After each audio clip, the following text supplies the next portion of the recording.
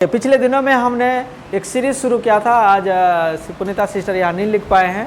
हम पिछले बार क्या देखे थे? कुलुस्सियों की पत्री। कुलुस्सियों की पत्री से हमने अभी स्टडी कर रहे हैं, बाइबल स्टडी कर रहे हैं कुलुस्सियों की पत्री से। आप सब ध्यान दे रहे हैं मेरे बात? संडे स्कूल के बच्चे जा रहे हैं?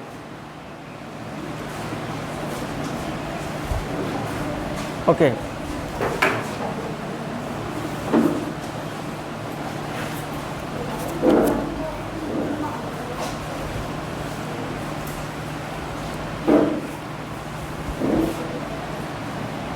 हम पिछले दिनों में जो लोग पिछले बार नहीं आ पाए थे उनके लिए मैं थोड़ा याद दिलाना चाहता हूँ। कुलुस्सियों की पत्री एक अध्याय अभी हम शुरू किए हैं और उसमें हमने देखे थे कि क्यों पौलुस धन्यवाद देते हैं कुलुस्सियों की मंडली के लिए।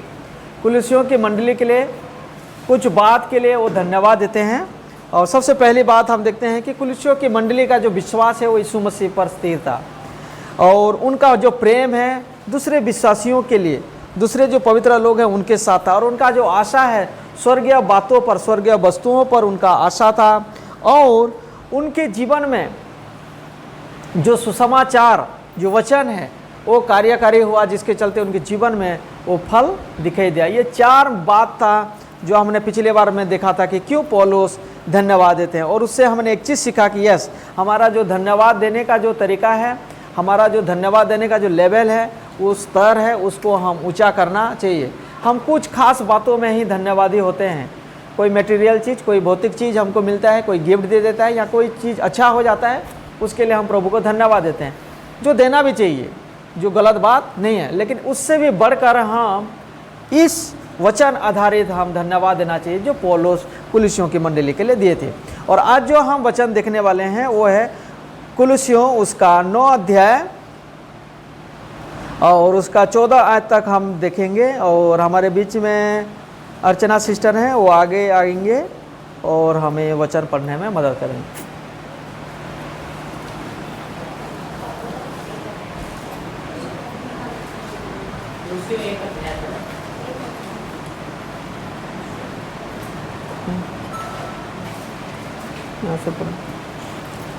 सबको ध्यान से की पढ़ेंगे। कुलुस्सियों 1 अध्याय का 9 से लेकर के 14 तक। इसीलिए जिस दिन से यह सुना है, हम भी तुम्हारे लिए ये प्रार्थना करने और विनती करने से नहीं चूकते कि तुम सारे आत्मिक ज्ञान और समझ सहित परमेश्वर की इच्छा की पहचान में परिपूर्ण हो जाओ, ताकि तुम्हारा चाल चलन प्रभु के योग्य हो और वह सब प्रकार से प्रसन्न हो और तुम में हर प्रकार के भले कामों का फल लगे और परमेश्वर की पहचान में बढ़ते जाओ और उसकी महिमा की शक्ति के अनुसार सब प्रकार की सामर्थ्य से बलवंत होते जाओ, यहाँ तक कि आनंद के साथ हर प्रकार से धीरज और सहनशीलता दिखा सको। और पिता का धन्यवाद करते रहो जिसने हमें इस योग्य बनाया कि ज्योति में पवित्र लोगों के साथ मिरास में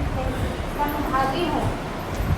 उसी ने हमें अंधकार के बस से छुड़ाकर अपने प्रिय पुत्र के राज्य में प्रवेश कराया, जिसमें हमें छुटकारा अर्थात पापों की क्षमा प्राप्त होती है। आमीन। Thank you.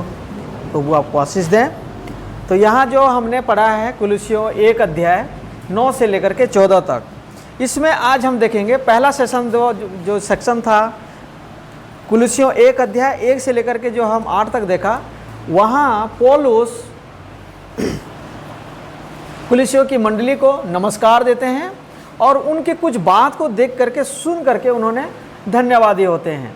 और आज हम देखेंगे कि क्यों, किस बात के लिए, क्या प्रार्थना का विषय था, किस बात के लिए, क्यों परमेश्वर।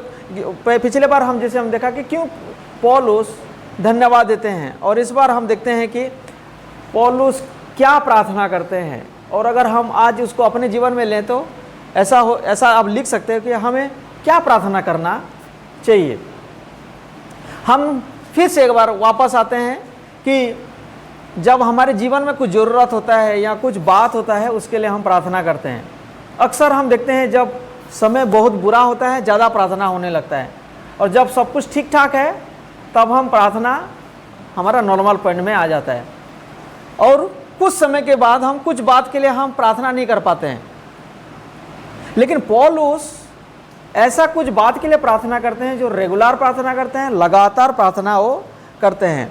अगर हम देखेंगे कुलुस्सियों 1 अध्याय उसका 9 से जो हम पीछे पढ़ते 14 तक जो सिस्टर अर्चना ने हमारे लिए पढ़े हैं, उसमें देख सकते हैं कि पौलुस बहुत आग्रह के साथ अर्नेस्टली वो प्रार्थना करते हैं।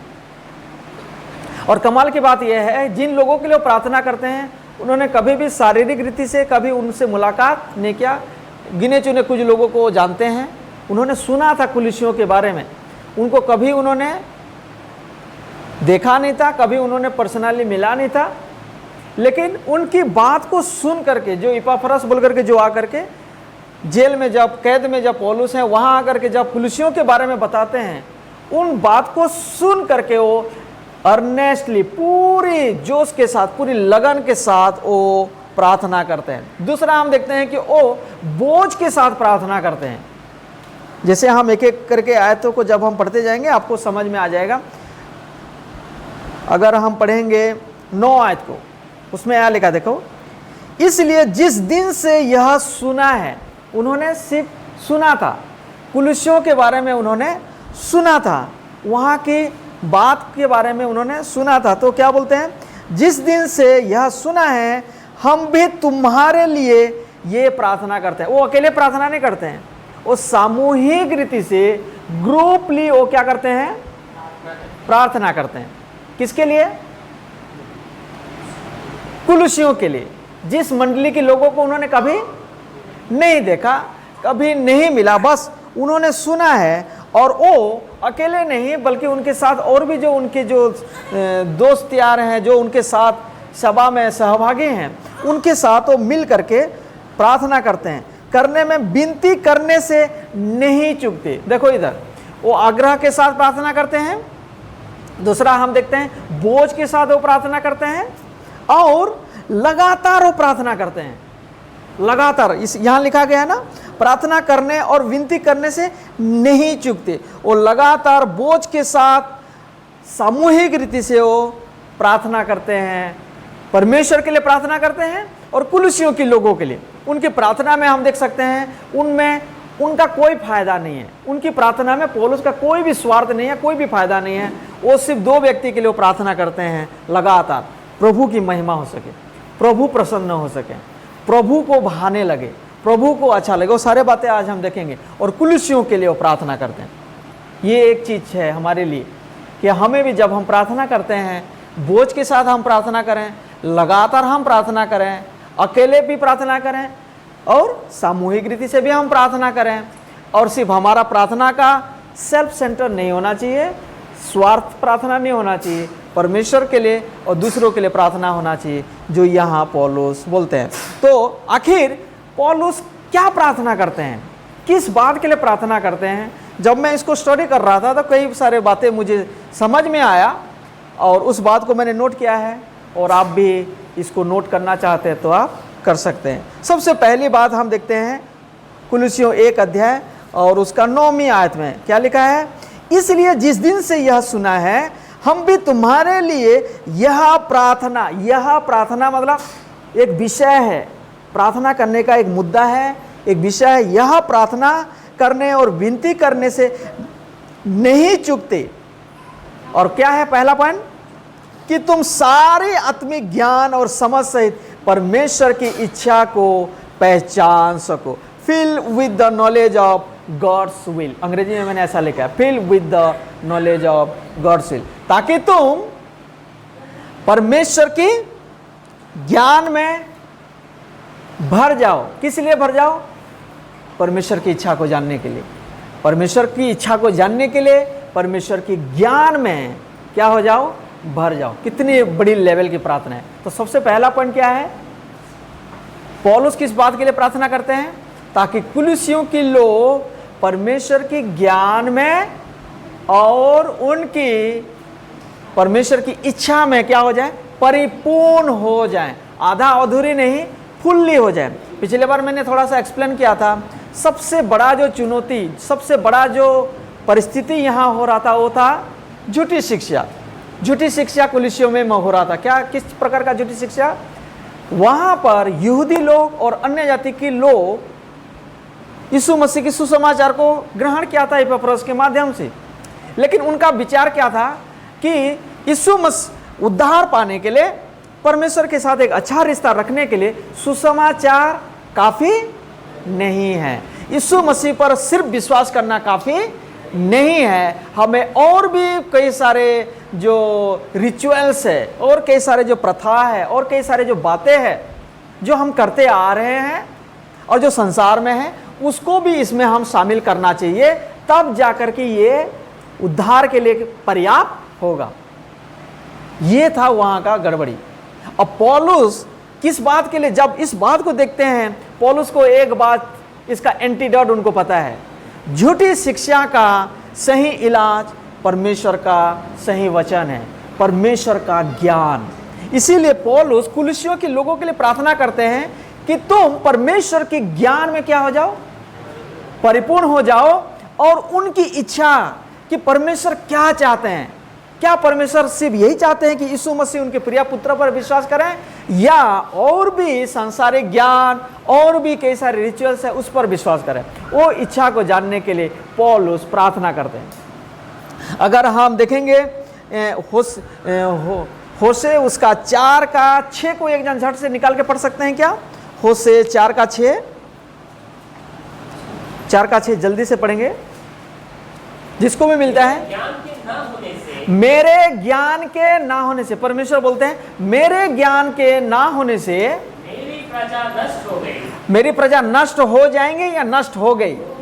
हो गई। इसीलिए पौलुस कुलीसियों के लिए प्रार्थना करते हैं कि यद्यपि भी तुम्हारे पास यीशु मसीह का सुसमाचार पहुंचा है, लेकिन अगर परमेश्वर का ज्ञान तुम्हारे पास नहीं आएगा तो तुम भी क्या हो सकते हो? नाश हो सकते हो। तुम्हारे पीछे जो परिश्रम है, तुम्हारे पीछे जो समय दे रहे हैं, तुम्हारे पीछे जो मैं खुद भी कैद में हूं, मेहनत कर रहा हूं, प्रार्थना करता हूं, वो भी सारा एक दिन क्या हो सकता है?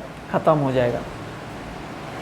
सही ज्ञान परमेश्वर का ज्ञान ही है जो आपको और मुझे झूठी बातों से, सांसारिक चीज़ों से दूर रख सकता है, जैसे पौलुस कुलीसियों के लिए वो प्रार्थना करते हैं। और हम देखते हैं कि इसका इलाज है यही परमेश्वर का ज्ञान और परमेश्वर की इच्छा में जब हम परिपूर्ण हो जाते हैं तो हम इन चीज़ों से अलग होते हैं। बार बार यही बुद्धि, समझ और ज्ञान के बारे में पौलुस कुलीसियों में बार बार बोलते हैं। जब मैं इसको स्टडी कर रहा था मैंने नोटिस किया है, अगर आप कुलीसियों उसका 1:9 पढ़ें, जो हमने पढ़ा है यहाँ पर हम देख सकते हैं, दोबारा मैं पढ़ देना चाहता हूँ।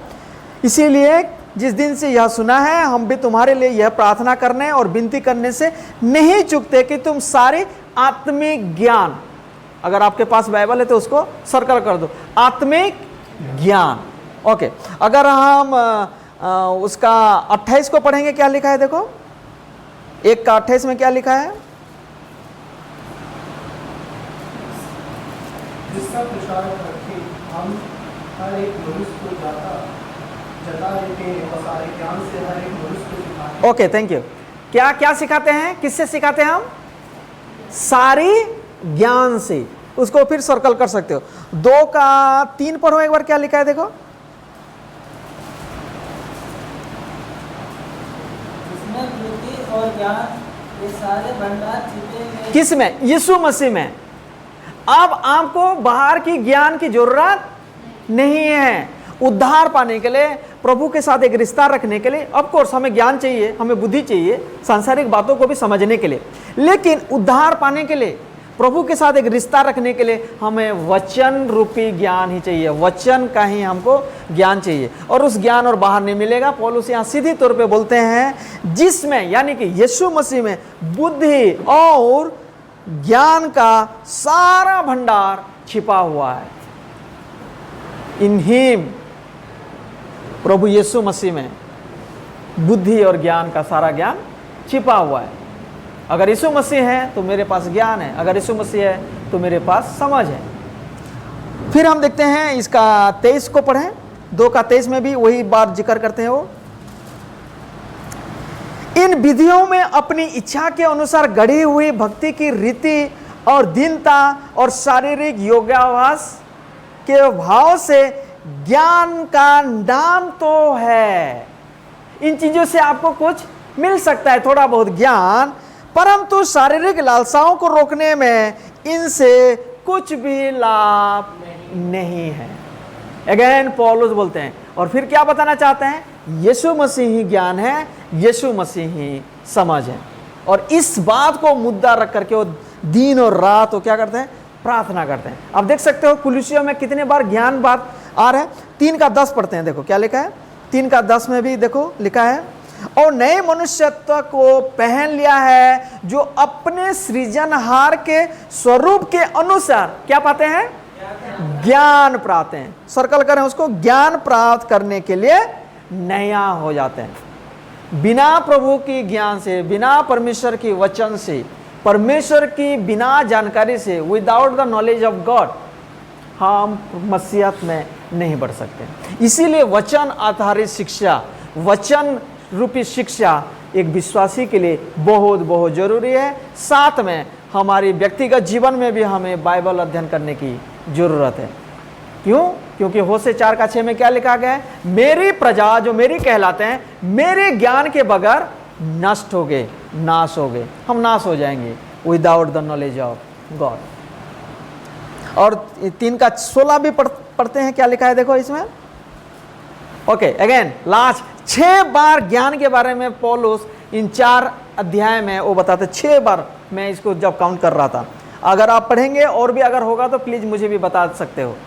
6 बार इसमें देखो। 16 में मसीह की वचन को, again from where we get this knowledge, परमेश्वर का उस ज्ञान को कहां से मिलता है? मसीह के वचन, परमेश्वर की वचन से। इसीलिए लिखते हैं, मसीह की वचन को अपने हृदय में अधिकाई से बसने दो, और कैसे? सिद्ध ज्ञान, अगेन सर्कल दैट वर्ड, सिद्ध ज्ञान सहित एक दूसरे को सिखाओ। कितनी बड़ी विषय के लिए पौलुस कुलुसियों के लिए प्रार्थना करे। तो सबसे पहला, जिस दिन से पौलुस ने कुलुसियों की विश्वास के बारे में सुना, सुसमाचार पर उनका विश्वास को देखा, अन्य लोगों को प्रेम को देखा, सुसमाचार के द्वारा उनके जीवन में फलों को देखा, तब उन्होंने निर्णय ले लिया, लगातार बोझ के साथ उनके लिए प्रार्थना कर रहे हैं। और सबसे पहला विषय है ताकि उन लोग परमेश्वर के ज्ञान और इच्छा में परिपूर्ण हो जाएं। हम आते हैं वापस पहला अध्याय में, कुलुसियों 1 अध्याय, उसका 10 को पढ़ते हैं। देखो 10 में क्या लिखा है? ताकि तुम्हारा चाल चलन प्रभु के योग्य हो। सेकंड पॉइंट, क्यों वो प्रार्थना करते हैं? सबसे पहला किस लिए प्रार्थना करते हैं? ज्ञान के लिए। अब पौलुस क्या बताना चाहते हैं? ओके, ये जो मसीही ज्ञान है, ये जो वचन रूपी सुसमाचार से जो प्रभु के बारे में तुमको जो जानकारी मिल रहा है, वो सिर्फ हेड नॉलेज ना हो, वो सिर्फ ज्ञान मात्र ना हो, परंतु वही ज्ञान को अपने जीवन में क्या करो? लागू करो। और इसीलिए वो प्रार्थना करते हैं सेकंड बात के लिए, दैट यू मे वॉक वर्दी ऑफ द लॉर्ड, ताकि तुम प्रभु के योग्य चाल चल सको। ये हमारा चरित्र को दिखाता है। चाल चल सको, ये मसीही जीवन को दिखाता है। चाल चल सको, मसीह के साथ हम कितने नजदीकी से हम चल रहे हैं। सेकंड पॉइंट, इसीलिए वो प्रार्थना करते हैं कि हे कुलुसियों, मैं तुम्हारे लिए प्रार्थना करता हूं ताकि तुम्हारा जो बुलाने वाला है उसकी योग्य तुम्हारा चाल चलन भी हो जाए, तुम्हारा व्यवहार हो जाए, तुम्हारा आचरण हो जाए, तुम्हारा जीवन शैली, लाइफ स्टाइल क्या हो जाए? उस यीशु मसीह के जैसा हो जाए, उनकी योग्य हो सके। ऐसे काम ना करो, इस प्रकार का व्यवहार ना करो, इस प्रकार का जीवन ना जियो जिसके चलते मसीह को बदनामी हो, मसीह के नाम को बदनामी हो, बल्कि इस प्रकार का जिंदगी जियो ताकि उसकी योग्य हो सको। हालेलुया। कई बार बड़े बड़े स्कूल में बच्चों को हम भेजते हैं ना, अगर आपने सेंट ग्रेगोरियस में पढ़ा रहे हैं बच्चों को 5th स्टैंडर्ड का, और अगर आपने सोचा कि नहीं मैं वहीं से बच्चों को यहाँ शिफ्ट करना चाहता हूँ तो एक टेस्ट लेते हैं, that test is called entrance. Entrance मतलब उसी से पता चलता है कि ये बच्चा हमारे स्कूल में पढ़ने लायक है या नहीं है। वही बात पौलुस बताते हैं, यस तुम लोग बुरे कामों में, अंधकार में थे, पाप में थे, शैतान के बंधन में थे, लेकिन प्रभु ने तुमको ले आया। अब ऐसा जीवन जियो उस ज्ञान के अनुसार, उस इच्छा के अनुसार, ताकि प्रभु को महिमा मिले और प्रभु के योग्य तुम ठहर सको। इसीलिए पौलुस सेकंड प्रार्थना करते हैं 10 अध्याय में। अगर इस बात को भी हम बार बार जब हम देखते हैं ना, तो पौलुस क्या बताना चाहते हैं, live according to that knowledge that is called, ताकि तुम्हारा चाल चलन प्रभु के योग्य हो सके। हमारा जीवन वचन आधारित होना चाहिए। जो वचन हम शिक्षा सुन रहे हैं, जो बातें हम पढ़ रहे हैं, स्टडी कर रहे हैं, जो सच्चाई को हम डिस्कवर कर रहे हैं, उसको हम अपने निजी जीवन में लागू करना चाहिए। ये मुद्दा है जिसके लिए हम प्रार्थना करना चाहिए। लेकिन आज हम सारे प्रार्थना जो है ना, हमारा बहुत लिमिटेड प्रार्थना है। कुछ टेम्पररी बातों के लिए हम प्रार्थना करते हैं, लेकिन पौलुस उनके लिए प्रार्थना करते हैं ताकि प्रभु की योग्य हो सके। बार बार मैं फिर से एक बार यही जो शब्द है ना, योग्य चाल चलो, वर्दी ऑफ वॉकिंग है ना, worthy of his calling, worthy of the Lord, बार बार इस प्रकार के शब्द हम वचन में देखते हैं। पहला थिस्सलुनीकियों 2:12 को एक जन झट से निकाल के पढ़ सकते हैं। देखो क्या लिखा है, पहला थिस्सलुनीकियों उसका 2:12।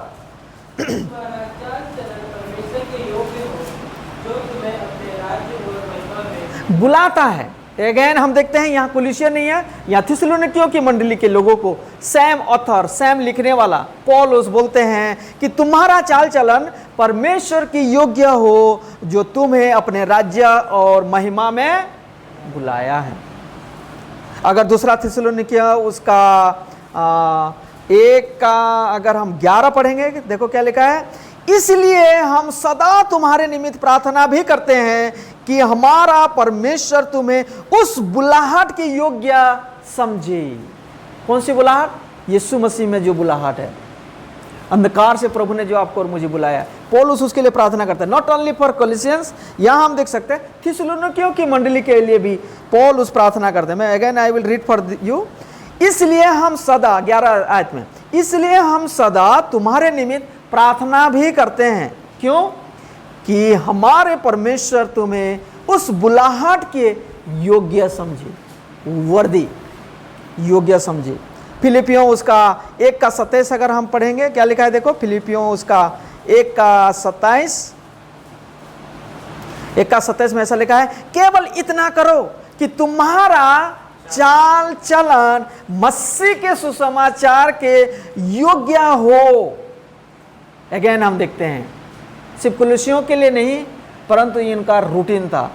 ये वो मुख्य विषय था जिसके लिए पौलुस प्रार्थना करते हैं। इफिसियों 4:1 भी अगर पढ़ेंगे, इफिसियों 4 उसका 1 को कोई एक जन पढ़े। 4:1 में लिखा है ऐसा, सो मैं जो प्रभु में बंधुआ हूं, अभी कैद में हो करके जेल में रहते हुए पौलुस प्रार्थना करते हैं, सो मैं जो प्रभु में बंधुआ हूं, तुमसे विनती करता हूं कि जिस बुलाहट से तुम बुलाए गए थे उसके योग्य चाल चलो। देखा आपने, हर बार पौलुस इन बातों के लिए प्रार्थना करते हैं, चाहे वो इफिसियों की मंडली हो, चाहे वो कुलिसियों की मंडली हो, चाहे वो थिस्सलुनीकियों की मंडली हो, चाहे और कोई भी मंडली के लोग क्यों ना हो। पौलुस बड़ी ध्यान से, बड़ी बोझ के साथ और बड़ी अर्नेस्टली, है ना, लगाव के साथ वो प्रार्थना करते हैं ताकि यीशु मसीह की योग्य उनका जीवन हो सके। तो फर्स्ट क्यों प्रार्थना करते हैं कुलिसियों के लिए? जो लोग लिख रहे हैं आप देख सकते हैं, पहला है ताकि तुम प्रभु की ज्ञान में, परमेश्वर की ज्ञान में और उनकी इच्छा में परिपूर्ण हो जाओ, ताकि झूठी शिक्षा के लिए और कोई जगह ही ना रहे। और फिर वही हम देखते हैं ना, आने वाले समय में अगर प्रभु चाहेंगे तो देखेंगे, कुलिसियों 3:16 में भी वही लिखा है ना, प्रभु का वचन को, मसीह की वचन को तुम्हारे हृदय में कैसे अधिकाई से बचने दो, ताकि झूठी शिक्षा के लिए, झूठी बातों के लिए जो मसीह से तुम्हें अलग कर लेता है, कोई जगह ही ना रहे। यही चीज है जो हम एक दूसरे के लिए प्रार्थना करने की जरूरत है। तो यही था सेकंड पॉइंट। थर्ड पॉइंट हम देखते हैं 10 में वापस आएंगे, कुलुस्सियों 1 उसका 10 में। ओके, ताकि तुम्हारा चाल चलन प्रभु के योग्य हो सके, ये सेकंड पॉइंट है। थर्ड पॉइंट क्या है? और वह सब प्रकार से प्रसन्न हो। मैं प्रसन्न होऊंगा? नहीं। तुम मजे लो? नहीं। तुमको प्रभु ने इसीलिए बुलाया है ताकि तुम्हारा जीवन उनको भाने पाए। किसको? परमेश्वर को। तो थर्ड पॉइंट किस बात के लिए वो प्रार्थना करते हैं? So that you may fully pleasing to him, ताकि उनको तुम क्या कर सको? प्रसन्न कर सको। कैसे वो प्रसन्न होते हैं? हमारे चाल चलन से, हमारे जीवन से परमेश्वर प्रसन्न होते हैं। और यही बात हम देखेंगे 2 कुरिन्थियों 5 का 9 पढ़ें, क्या लिखा गया देखो। 2 कुरिन्थियों 5 का 9, और कोई एक जन इफिसियों 5 का 10 पढ़ना, और कोई एक जन पहला थिस्सलुनीकियों 4 का 1 पढ़ना। यद्यपि भी कई सारे आयते हैं, लेकिन मैं चाहता हूं कि हमें इसको पढ़ना चाहिए, समझना चाहिए। इस कारण हमारे मन की उमंग यह है कि चाहे साथ रहे चाहे अलग रहे, पर हम उसे मानते हैं। कुरिन्थियों पढ़ा आपने? 2 कुरिन्थियों 5 का 9। तो पौलुस क्या बताना चाहते हैं? चाहे मैं जेल में रहूं, चाहे मैं तुम्हारे संग रहूं, जहां भी हम रहें, चाहे मुझे आप देखो या ना देखो, एक केंद्र बिंदु होना चाहिए, एक पर्पस ऑफ लाइफ होना चाहिए। वो है क्या? कि हम उस परमेश्वर को बहाने पाए। हम गाना भी गाते हैं ना, हिंदी गाना है, आने वाले समय में हम सीखेंगे भी, है ना। एक गाना याद है आपको? मेरा उठना बैठना तुझे भाता रहे, मेरे जीवन में यीशु तेरा नाम जलाल पाता रहे। कैसे? हमारे आचरण से, हमारे जीवन शैली से, हमारे लाइफस्टाइल से। और वही बात पौलुस केंद्र बिंदु करते हैं। कोई एक जन पढ़ेंगे इफिसियों 5 का 10 में क्या लिखा है?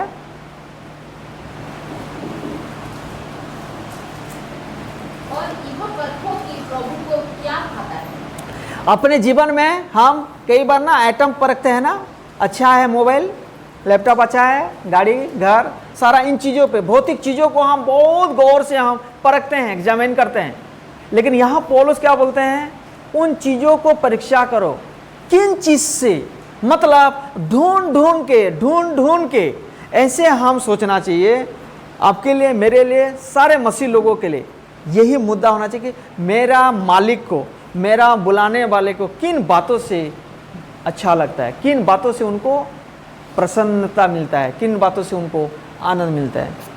क्योंकि उन्होंने हमें बड़ी यत्न के साथ, बड़ी मेहनत के साथ अपने जान दे करके हमें मोल लिया है ना। और उस पर्पस को हम जानना चाहिए। पहला थिस्सलुनीकियों 4 का 1 को एक जन निकाल के पढ़ेंगे, क्या लिखा है? हे भाइयों, हम तुमसे विनती करते हैं और तुम्हें प्रभु यीशु में समझाते हैं कि जैसे तुमने हमसे योग्य चाल चलना और परमेश्वर को प्रसन्न करना सीखा है, और जैसा तुम चाहते भी हो वैसा ही और भी बढ़ते जाओ। ओके, पौलुस यहाँ पर थिस्सलुनीकियों को क्या बोलना चाहते हैं? वो सिर्फ क्या बोलते हैं, शिक्षा देने में निपुण नहीं, परंतु जो शिक्षा दे रहे हैं वो शिक्षा को अपने जीवन में भी उन्होंने लागू किया है। इसीलिए वो क्या बोलते हैं? हमने जैसे परमेश्वर को प्रसन्न करना सीखा है, हम जैसे प्रसन्न करते हैं वैसा तुम भी करो। यस, आप ऐसा कर रहे हो और मैं चाहता हूं कि तुम वैसा ही आगे और करो। यानी कि पौलुस मनुष्य को खुश करने वाला व्यक्ति नहीं थे, परमेश्वर को खुश करने वाले व्यक्ति थे। और कुलिसियों को भी वही सोच लेकर के क्या बोलते हैं कि परमेश्वर को प्रसन्न करो। वहां पर कई सारे लोग हैं जो तुमको झूठी शिक्षा दे रहे हैं, कई सारी बातें समझा रहे हैं, उनको खुश करने के लिए उनकी बात को मत मानो, परंतु परमेश्वर को किन बातों से अच्छा लगता है उसको परखो और वही क्या करो, क्योंकि वही हमारा जीवन का मुख्य उद्देश्य होना चाहिए। तो थर्ड बात क्या था, किस लिए वो प्रार्थना करते हैं? ताकि कुलिसियों के लोग किसको प्रसन्न कर सकें? परमेश्वर को। क्या हम इस प्रकार के पॉइंट्स के लिए हम प्रार्थना करते हैं एक दूसरे के लिए कि प्रभु हमारे जो विश्वासी भाई लोग हैं, मेरा वो भाई, मेरा वो बहन जो चर्च में हम आ रहे हैं, उनको हम मिलते हैं, मसीह में हम भाई बहन हैं, मसीह के उस शरीर का एक अंग है। मेरा यही प्रार्थना है कि प्रभु वो आपकी ज्ञान में, आपकी इच्छा में परिपूर्ण हो जाए। दूसरा, हम प्रार्थना करते हैं क्या कि प्रभु इनका जीवन बदल जाए, इनका चाल चलन आपकी योग्य हो जाए। और तीसरा कि प्रभु ऐसा जीवन जिएं ताकि आप प्रसन्न हो जाएं। कितनी महत्वपूर्ण पॉइंट्स है, और सोच समझ करके पूरी प्लानिंग के साथ, पूरा इरादों के साथ पौलुस कैद में हो करके भी वो दूसरों के लिए प्रार्थना करते हैं। He never prayed for himself कि प्रभु मुझे इस विपत्ति से छुड़ा ले, लेकिन वहां रह करके भी लिखते हैं कि मैं चाहता हूं तुम आनंदित रहो, तुम प्रभु में बढ़ो, तुम्हें वो आज़ादी में महसूस हो, तुम्हारे लिए तो मैं कुछ भी करने के लिए तैयार हूँ। अपनी मंडली के लिए पौलुस से बोलते हैं। चौथा पॉइंट हम देखेंगे उसी 10 आयत में। देखो दोबारा वापस आते हैं कुलुस्सियों 1 उसका 10 में। और तुम में, read someone, what is written over here? हर प्रकार के भले कामों का ओके, चौथी बात किस लिए वो प्रार्थना करते हैं? ताकि तुम में फल लगे। किस प्रकार का फल लगे? भले कामों का फल लगे। चौथा पॉइंट, इसीलिए वो प्रार्थना करते हैं बड़ी मेहनत के साथ। क्यों? ये जानते हुए, अगर आप यूहन्ना 15 का 8 पढ़ेंगे, क्या लिखा है? पिछले दिनों में मैंने बताया था ना, यीशु मसीह सच्ची दाखलता के विषय में 15 का 8 में क्या लिखा है? पढ़ो।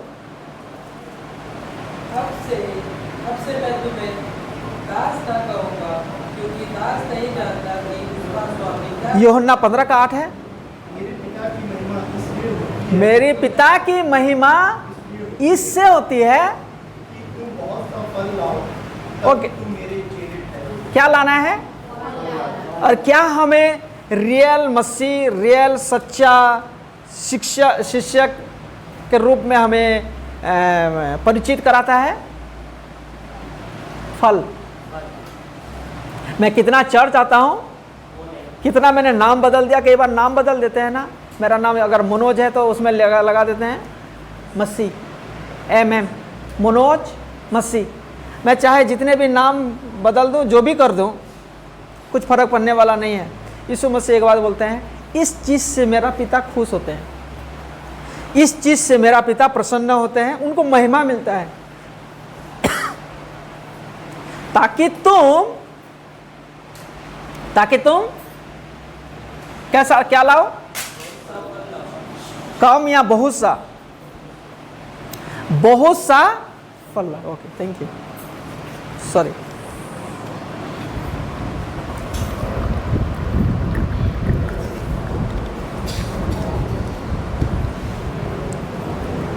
तो चौथी बात किस लिए प्रार्थना करते हैं? ताकि तुम बहुत सा फल लाओ। क्या हम सच में ऐसा प्रार्थना करते हैं एक दूसरे के लिए?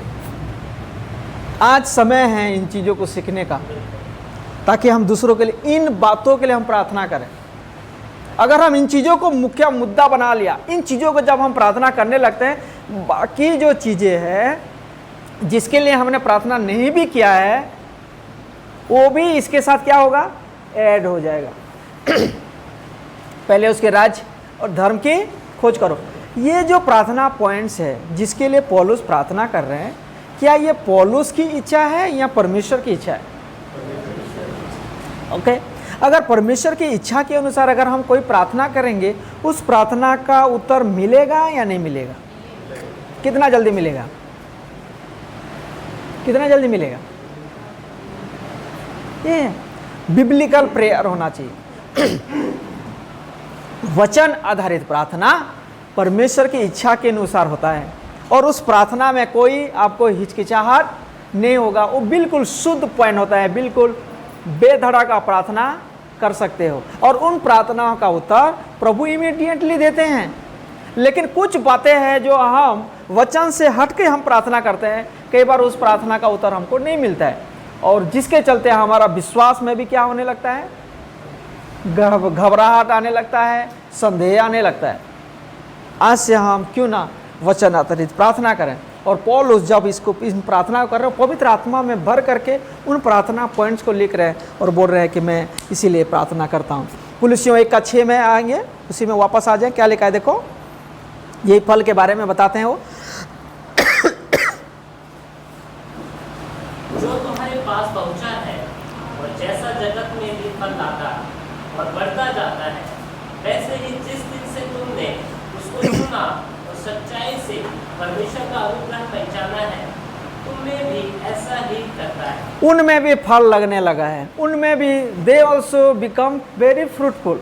कुलुस्सियों की मंडली जो है, इसीलिए लिखा है 6 का 1 अध्याय 1 पाठ को जब मैं पढ़ता हूँ उसमें लिखा है जो तुम्हारे पास पहुंचा। क्या पहुंचा है? सुसमाचार पहुंचा है, और जैसा जगत में भी फल लाता है। सिर्फ है कुलुस्सियों आपके लिए नहीं, परंतु और अलग जगह में, जगत में भी, यानी कि थिस्सलुनीकियों में भी, इफिसियों में भी, गलातियों में भी, कुरिन्थियों में भी, और भी अलग अलग जगह में भी ये सुसमाचार जहाँ जहाँ पहुँचा है वहाँ वहाँ क्या लाया है? फल लाया है। और उस बात को लेकर के 10 आयत में वो बोलते हैं कि मैं इसीलिए प्रार्थना करता हूँ कि तुम हर प्रकार के भले कामों का फल लगे। और हम देखते हैं 5 नंबर पॉइंट किस बात के लिए प्रार्थना करते हैं। 10 का आखिरी में देखो, लास्ट लाइन पढ़े कोई एक जन। और परमेश्वर की पहचान में बढ़ते जाओ, ये मुद्दा है।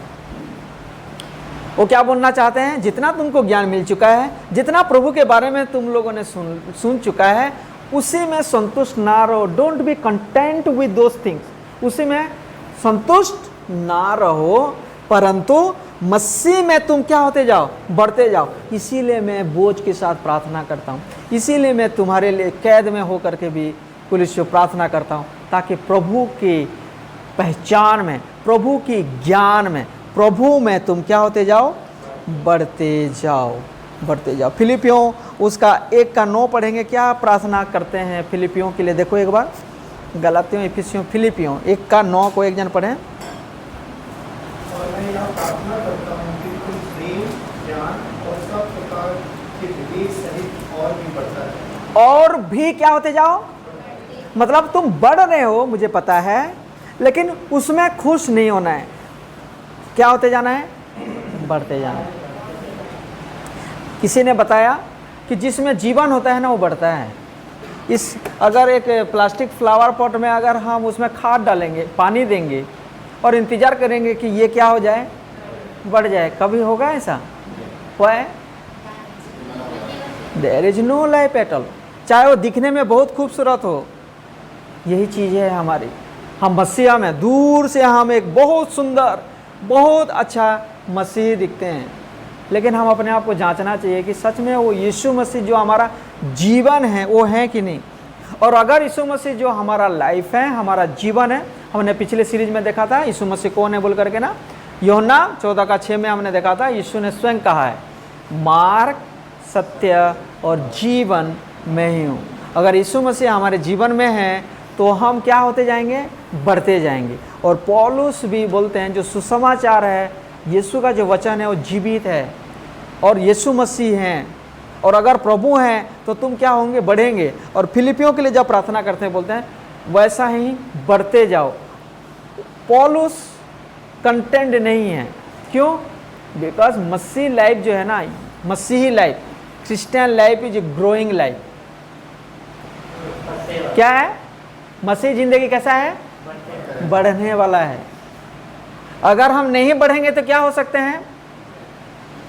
अगर मैं नहीं बढ़ूंगा तो क्या होऊंगा? मैं गिर जाऊंगा। मौत का कुआं का खेल देखे हो? अभी चारों तरफ देखे होंगे ना, मेला लगा हुआ है, छुट्टी में गए होंगे, मुझे पता है। जब आप मौत के कुआं जाते हैं तो जो बाइकर्स हैं, जो जो जो एथलीट होते हैं ना अंदर में, उनका गति तेज होता है या स्लो होता है? स्लो होने से क्या होगा? गिर जाएगा। तो उनको नहीं गिरने के चलते उनको क्या करना पड़ता है? घूमते रहे। और पौलुस वही बात बताना चाहता, बढ़ते रहो, बढ़ते रहो, बढ़ते रहो। नहीं बढ़ोगे, रुक जाओगे और फिर गिर जाओगे। इसीलिए मसीह जीवन बहुत बहुत इंपॉर्टेंट है। हमको लगातार बढ़ते रहना। बहुत सारे, मेरे पास समय नहीं है, बार बार पौलुस प्रार्थना करते हैं, सिर्फ कुलिसियों के लिए नहीं, अलग उनकी जो पत्री है, एपिस्टल है, बड़ी गौर से ऑब्जर्व करो, देखना उसमें प्रार्थना आप देख सकते हो उनका, तुम बढ़ते जाओ। पौलुस के अलावा दूसरे प्रेरितों ने भी यही प्रार्थना किया है। एग्जाम्पल के लिए पतरस भी, मेरा यही प्रार्थना है, इससे तुम मसीह में बढ़ते जाओ, बढ़ते जाओ। यीशु मसीह भी क्या बोलते हैं, जो फल फलता है उसे और छांटते हैं ताकि वो और फले, और फले, बहुतायत का फल लगे। और 10 आयत में पौलुस इन 4 बात को बताते हैं। क्या है वो? ताकि तुम्हारा चाल चलन प्रभु की योग्य हो सके। दूसरी पॉइंट, थर्ड पॉइंट हम देखते हैं कि वो सब प्रकार से क्या हो सके, प्रसन्न हो सके। मैन प्लेजर नहीं होना चाहिए, हम गॉड्स प्लेजर, मनुष्य को खुश करने वाला नहीं होना चाहिए, परमेश्वर को खुश करने वाला होना चाहिए। और पौलुस वही थे और कुलिसियों को भी बताते हैं। और फिर तीसरा पॉइंट हम क्या देखते हैं, ताकि तुम भले कामों का फल तुम में लग सके। और 5 नंबर बात क्या देखते हैं हम, ताकि तुम परमेश्वर में और उनकी पहचान में क्या होते जाओ, बढ़ते जाओ। नेक्स्ट आयत हम आते हैं 11 में क्या लिखा है देखो, 11 में उसकी महिमा की शक्ति के अनुसार सब प्रकार की सामर्थ्य से बलवन्त होते जाओ, यहाँ तक कि आनंद के साथ हर प्रकार से धीरज और सहनशीलता दिखा सको। ओके, तो यहाँ क्या प्रार्थना करते हैं, हे कुलिसियों में तुम्हारे लिए इसीलिए प्रार्थना करता हूँ ताकि तुम मसीह का जो सामर्थ्य है उसमें क्या हो सको, बलवंत हो सको। कितने जन को बलवंत होने की जरूरत है? Raise your hand. यस और नो? परिस्थिति कैसा है? हाँ, नहीं बलवंत होंगे तो छोटी छोटी बातों में हम क्या हो सकते हैं, चर्च छोड़ देंगे, बाइबल पढ़ना छोड़ देंगे, प्रार्थना करना छोड़ देंगे, मसीह संगति से हम क्या हो सकते हैं, अलग हो सकते हैं। इसीलिए हमें अपनी ताकत से हम मसीह जिंदगी कभी नहीं जी पाएंगे। मैं अपनी ताकत से कभी नहीं जी पाऊंगा, मैं अपनी ताकत से कभी सुसमाचार को प्रचार नहीं कर पाऊंगा। इसीलिए मुझे परमेश्वर की सामर्थ्य की जरूरत है। और ये बात पौलुस बखूबी जानते हैं और इसीलिए बोलते हैं कि हे प्रभु, आज जो पौलुस मैं हूं, आज जो हूं, वो सिर्फ आपके ही सामर्थ्य से हूं, आपके ही वो पावर से मैं ये सारे काम कर रहा हूं। और यही सेम चीज मैं उन कुलिसियों के लिए भी प्रार्थना करता हूं ताकि वो आपकी सामर्थ्य से क्या हो सके, परिपूर्ण हो सकें। देखो कैसे अद्भुत प्रार्थना है, देखो 11 में, और उस महिमा की शक्ति के अनुसार सब प्रकार की सामर्थ्य, देखो सब प्रकार की फल लगे, सब प्रकार की सामर्थ्य मिले, सब प्रकार की ज्ञान में भर जाओ। आधा अधूरी नहीं, 50-50 यहाँ बिल्कुल चांस नहीं है, 100%। और यहाँ भी वही लिखा गया है, सब प्रकार की सामर्थ्य से क्या हो जाओ, जोर से बोलो, बलवंत हो जाओ। और बलवंत हम कब होते हैं? आराम समय में बलवंत होते हैं, मुश्किल समय में। जब आप कब लोगों को एनकरेज करते हो, जब बहुत आनंद के साथ है जाकर के उनको उत्साहित करते हो, या मुश्किल में होते हैं उत्साहित करते हो? मुश्किल में होते हैं तो उनको जाकर उत्साहित करते हो। बलवंत कब होने की जरूरत है? यस, ऐसा हमारे जीवन में समय आएगा, ऐसा हमारे जीवन में चुनौती आएगा, ऐसे स्ट्रगल, ऐसे सताव आने वाले समय में बहुत मुश्किल समय आएगा। जो लोग प्रभु में मजबूत हैं उन लोग अंत तक धीरज धरेंगे। इसीलिए पौलुस प्रार्थना करते हैं कि तुम प्रभु की सारी शक्ति और सामर्थ्य में क्या हो जाओ, परिपूर्ण हो जाओ, बलवंत हो जाओ। इफिसियों 3:16 पढ़ो, क्या लिखा है देखो, इफिसियंस चैप्टर 3 वर्स 16 में क्या लिखा है,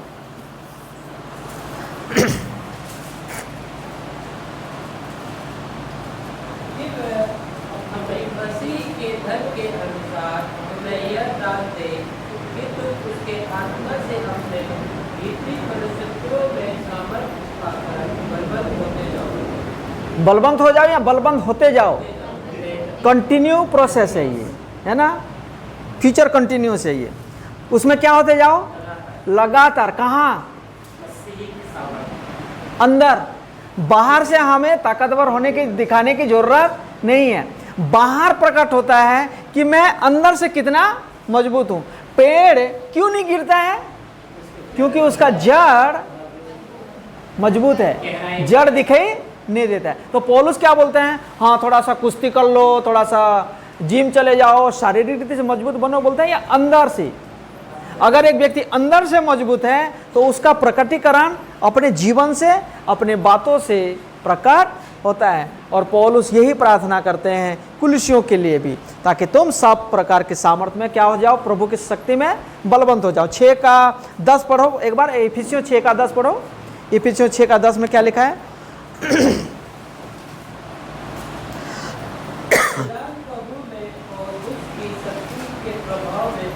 क्या होते जाओ? बलवंत होते जाओ। यानी मसीह जीवन कमजोरी का जीवन नहीं है, मसीह जीवन बढ़ोतरी का जीवन है, मसीह जीवन बलवंत की जरूरी है। आप समझ सकते हो एट प्रेजेंट मणिपुर में क्या हो रहा है ना। लेकिन कई सारे वीडियो क्लिप आता है दिल दहलाने वाला, लेकिन कई सारे बातें आता है, उनसे हमें बहुत कुछ सीखने के लिए मिलता है। उनके पास चर्च नहीं है, जंगल में संडे के दिन में उन लोग क्या कर रहे हैं? आराधना कर रहे हैं। क्यों? अंदर से उन लोग बहुत मजबूत हैं, बहुत ठोस मजबूत हैं, कोई हिला नहीं सकता है। और ये कहाँ से होता है? अपने फीलिंग से नहीं होता है, अपने एक्सपीरियंस से नहीं होता है, ये सिर्फ होता है तो परमेश्वर की सामर्थ्य से होता है, पवित्र आत्मा की सामर्थ्य से होता है। और यही बात पौलुस कुलिसियों के लिए प्रार्थना करते हैं कि हे कुलिसियों, तुम भी सब प्रकार की सामर्थ्य में, प्रभु की सामर्थ्य में बलवान होते जाओ। ये था 6 नंबर। और 7 नंबर प्रार्थना, आखिरी वाला क्या देखते हैं? वापस आएंगे कुलिसियों 1:12 क्या है लिखा है?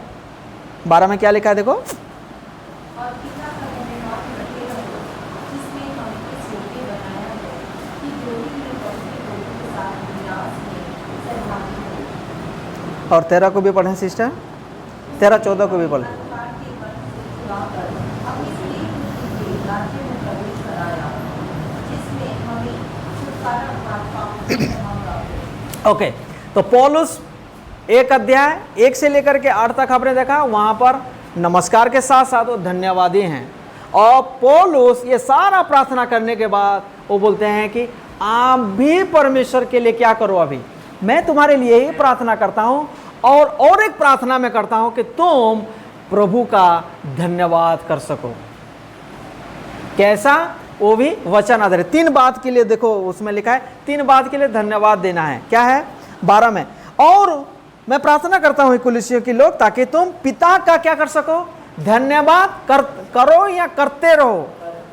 करते रहो भी एक क्या है? कंटिन्यू प्रोसेस है। बलवंत हो या बलवंत होते जाओ, मसीह में बढ़ो या बढ़ते जाओ, प्रार्थना करो या प्रार्थना करते रहो, ऑनगोइंग प्रोसेस है। कब तक चलेगा? जब तक प्रभु हमको लेने ना आ जाए। और यहाँ पर 12 में क्या लिखा गया है? और पिता का धन्यवाद करते रहो। क्यों धन्यवाद करना है? रीजन बताते हैं। वहाँ 3 रीजन देखो।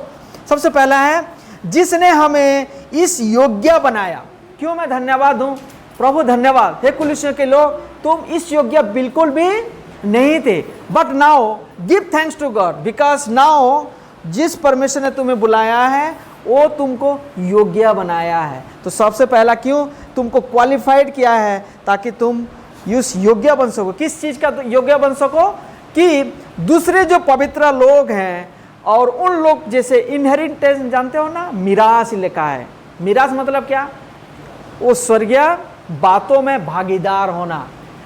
कुलिसियों के लोग, तुम भी अलग हुए थे, तुम भी दूर हुए थे, धन्यवाद दो कि उस सुसमाचार के द्वारा प्रभु ने तुमको भी उस पवित्र लोगों में क्या कर दिया? शामिल कर दिया। Give thanks to him.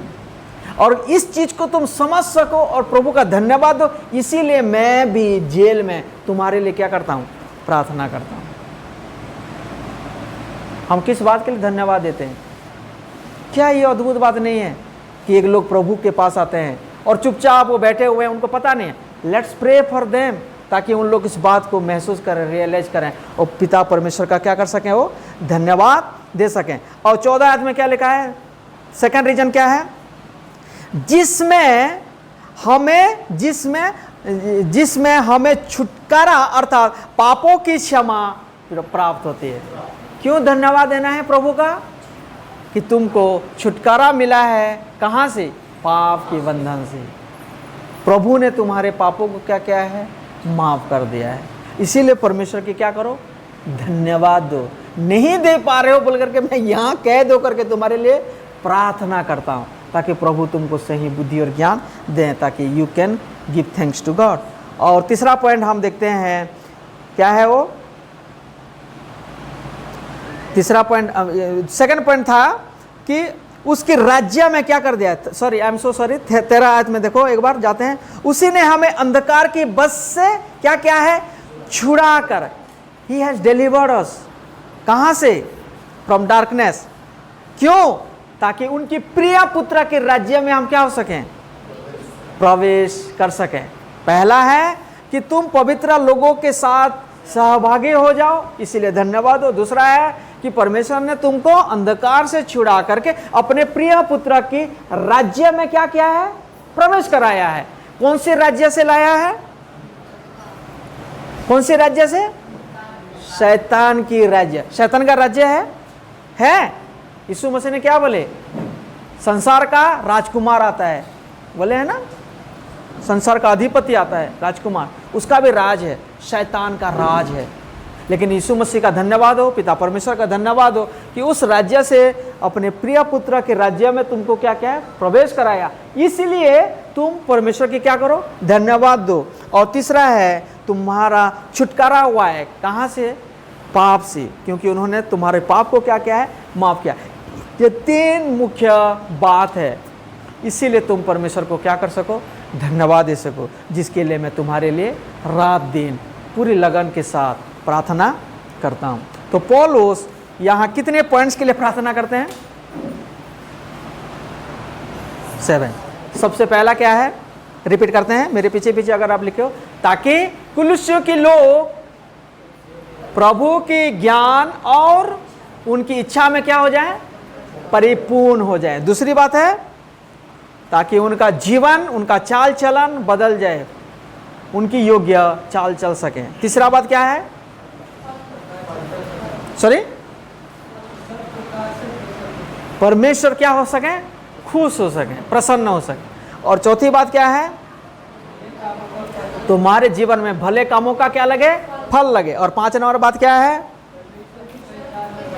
परमेश्वर की पहचान में क्या होते जाओ? बढ़ते जाओ। और 6ठी नंबर बात क्या है? किसमें? परमेश्वर की, मसीह की सामर्थ में क्या हो जाओ? बलवंत हो जाओ। और आखिरी में धन्यवाद दो। ओके, इन जितने भी पॉइंट्स है, इस पॉइंट में कौन मुख्य नायक हैं? कौन केंद्र बिंदु हैं? कौन केंद्र बिंदु है? किसकी ज्ञान? परमेश्वर की ज्ञान। Very good. किसके लिए योग्य चलना है? परमेश्वर के लिए। किसको प्रसन्न करना है? किसके लिए भला फल लगना है? ओके।